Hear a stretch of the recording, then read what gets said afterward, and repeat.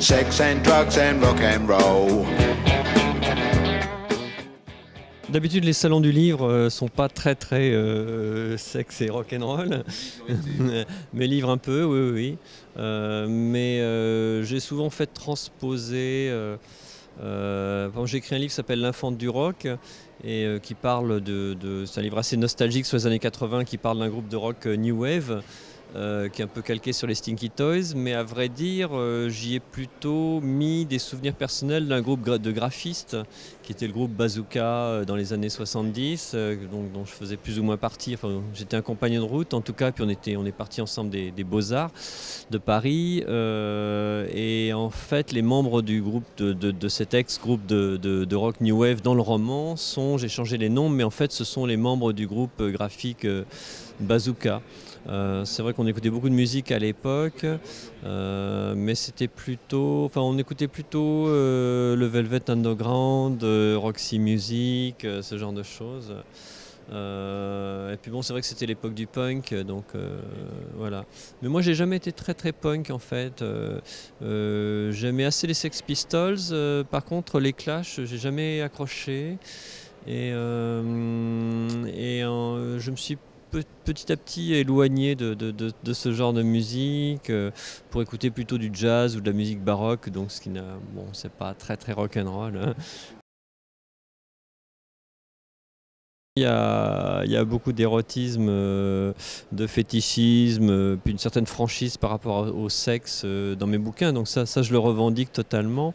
Mais c'est plutôt dans une démarche littéraire, parce que je pense que les livres doivent parler de la réalité. Donc le sexe faisant la partie de la vie des gens, je vois pas pourquoi on ferait l'impasse là-dessus. Mais c'est vrai que la littérature, et surtout en France, est devenue très consensuelle et très avec l'autofiction. Et puis bon, le côté un peu snob, littérature de Saint-Germain-des-Prés et tout est devenu un petit peu inoffensif et consensuel. Et c'est vrai que par rapport à ça, ce que moi j'écris, du coup ça peut avoir l'air en tout cas assez dur, assez surprenant pour ce genre par rapport à ce qui sort habituellement. Enfin, dans le roman noir, ce n'est pas extraordinaire parce que dans le noir français ou américain, il y a des choses qui peuvent être très dures. Mais par rapport à la littérature avec des jolies lettres en italique, c'est vrai que ça peut surprendre. En plus, en France, tout est très étiqueté, cloisonné.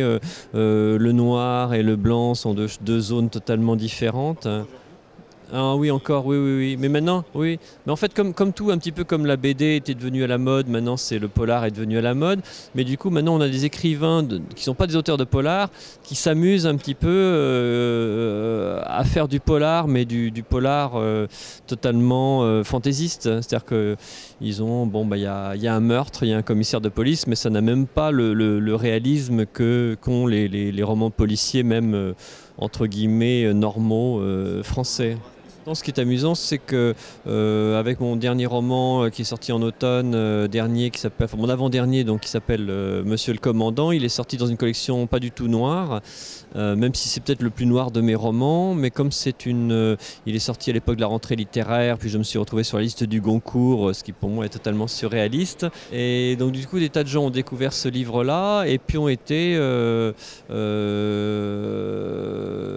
très impressionnés par une certaine noirceur de style. Au service d'une histoire qu'ils pouvaient parfaitement comprendre parce que c'est une histoire d'amour sous l'occupation et tout, donc c'est un peu plus grand public en un certain sens, mais l'écriture est une écriture très behavioriste, très sobre, parce que pour moi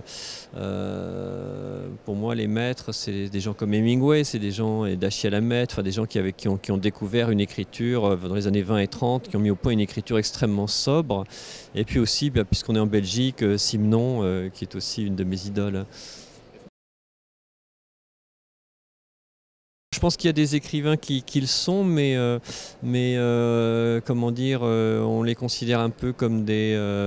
on a toujours besoin, surtout en France, il faut toujours se faire remarquer, il faut avoir le crâne rasé, se promener en tenant en laisse un chien méchant, enfin je sais pas, il faut avoir des lunettes rondes, il faut savoir faire le clown devant les caméras, il faut porter un grand chapeau comme Amélie Nothomb, enfin bon, il y a toujours les gens emploient des trucs forcément.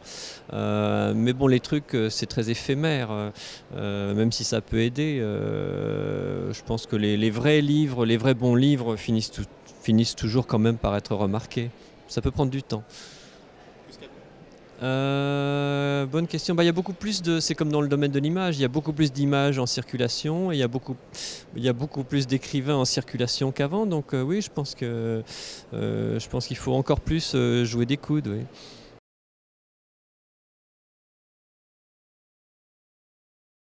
Je chante faux, j'ai pas du tout l'oreille musicale, j'écoute de la musique mais jamais quand je travaille, parce qu'au contraire j'ai besoin du silence absolu.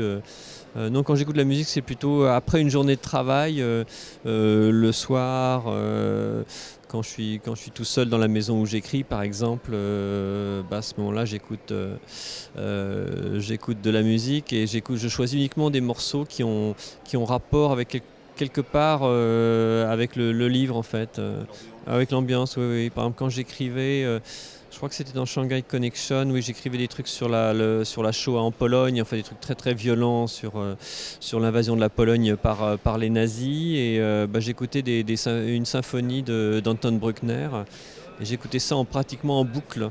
Et c'est une de ces symphonies, c'est pas celle-là que j'avais, mais il y en a une qui a été jouée à quand la radio allemande a annoncé la mort de Hitler, ils ont passé une symphonie de Bruckner.